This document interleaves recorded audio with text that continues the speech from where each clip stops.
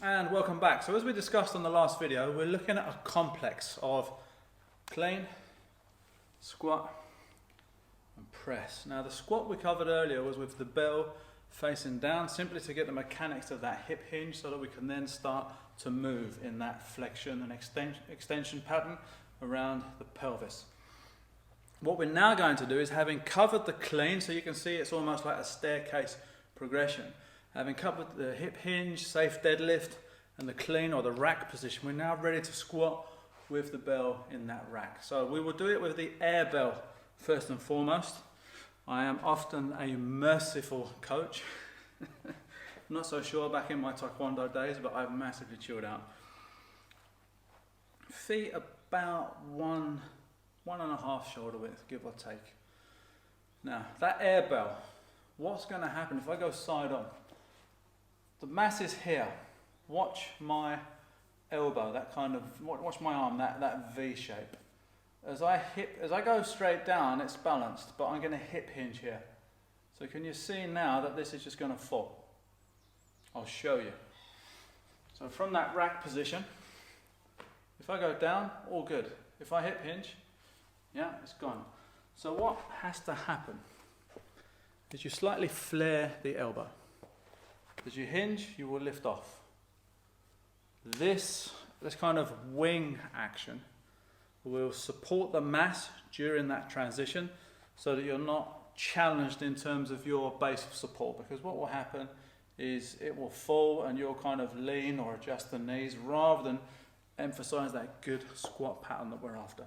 So without the bell, first and foremost, so we're going to clean that. As the hips come back, the elbow ever so slightly flares forwards and returns. So it's almost like think of it like a bellows. Yeah?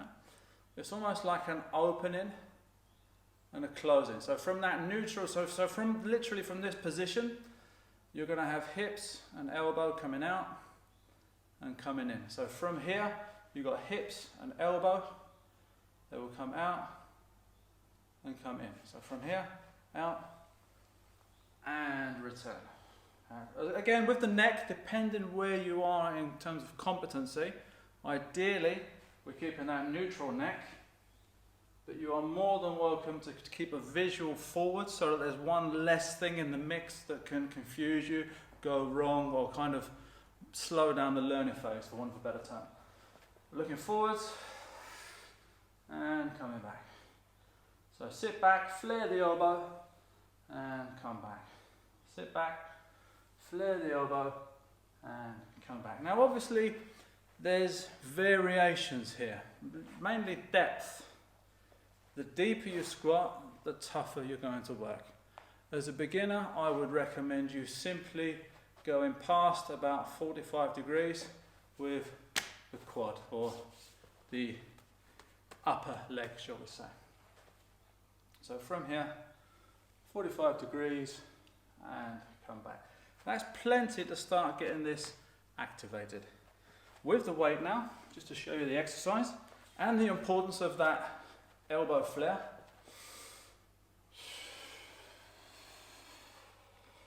Coming back to that nice rack position.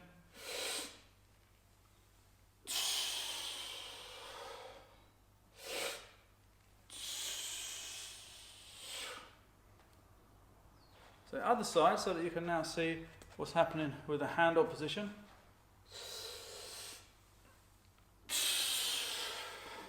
Back into the hip bone.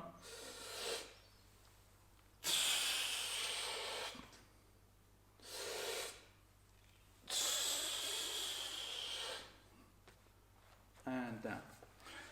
So short and sweet. Key points here in terms of safety. Ensure that you emphasize the same mechanics as you do with the swing and also with the start video where we just picked the weight off the floor. So the hips, relative to that box behind me, are going back instead of down. If you go down, you won't lose the weight, but you'll also put a huge amount of force on the patellar tendon of the knee, And over time, that's not a good idea, because what happens is when you squat here, you basically forget these bad boys, which are some big, strong prime movers. So we really want those to be developed by sitting back and then standing tall. So the squat, from clean, rack position, hips back, elbow flare, we're going to breathe.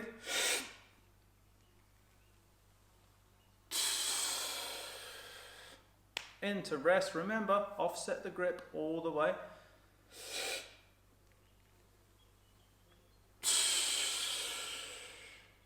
Again, last time. In, nudge, tip, bring to rest, and down we go. So you can see that these nicely follow on in a sequence. Safe and effective squat and deadlift. Hip hinge to swing and begin that kind of pendulum acceleration. We clean with a pop to interrupt that natural swing pattern.